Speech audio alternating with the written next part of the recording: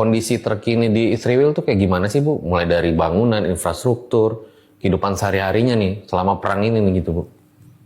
Ya, kalau kondisi sudah jelas ya, mereka ini setiap kali ada sirine. Jadi ketika ada benda asing masuk ke langitnya Israel tuh langsung ada sirine bunyi. Nah, mereka itu langsung otomatis bersembunyi ya. Memang sudah tersedia bunker-bunker itu mereka udah nyediain. Jadi akhirnya ya mereka akan langsung sembunyi gitu kan.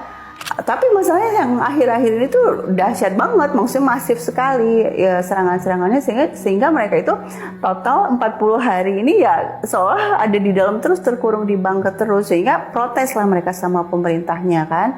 Protesnya itu bukan dalam arti mendukung Iran. jadi mendukung Iran atau menjadi pro-Filistin misalnya gitu, bukan, tapi ini strategi lu salah nih gitu. Jadi menyalahkan rezimnya ya, menyalahkan Netanyahu-nya.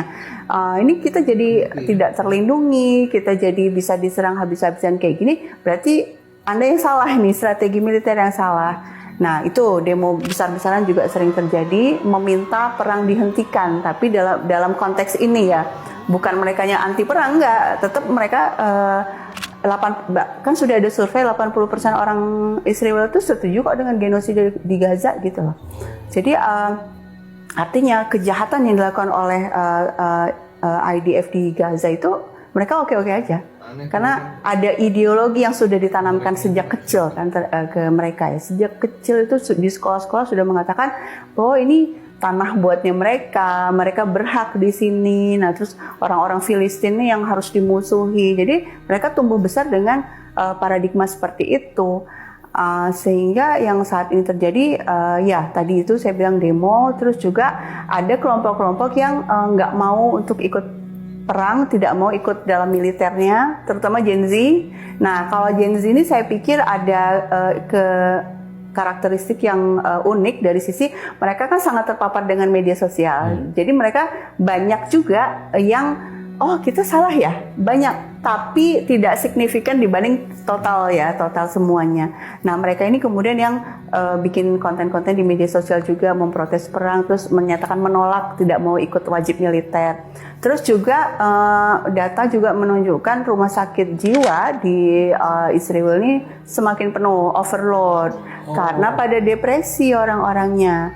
Karena orang-orang Israel ini kan paradigma hidupnya itu materialisme ya, artinya ya hidup ini buat di dunia gitu ya. Jadi ketika ada ancaman kematian, ada rumahnya misalnya kena bom dan lain-lain, depresi banget gitu kan.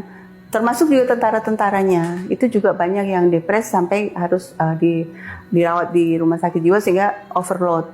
Kemudian juga dari sisi ekonomi, investasi udah banyak yang ditarik, dari investasi asing ditarik, plus juga bisnis-bisnis banyak yang ditutup di sana. Meskipun ada bisnis yang masih terus masih bagus, misalnya bisnis yang nggak ada penggantinya ya, misalnya AI atau teknologi komputer itu masih jalan gitu. Kemudian juga ini ya banyak eksodus kan, banyak yang pengen keluar karena takut, mendingan keluar, kan banyak yang punya paspor ganda kan. Nah, cuma ternyata ada pembatasan juga di bandara.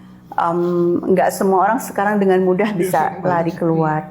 Ya artinya situasinya buruk ya di dalam negeri, sehingga sebenarnya sudah ada bukan ramalan, prediksi yang akademis sebenarnya dari Profesor sendiri, namanya Profesor Ilan Pappé.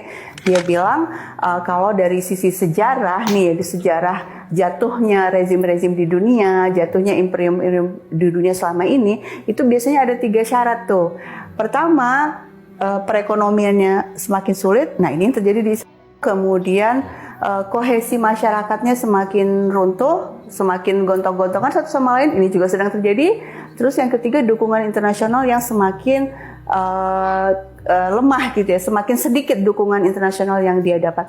Kita tahu 3 tahun terakhir ini udah seluruh dunia udah bermarah gitu sama kelakuannya Israel ini, karena dunia kayak kebuka ya berkat media sosial. Oh, ternyata sejahat itu ya Israel itu. Berarti kayak buah si malakama sendiri ya?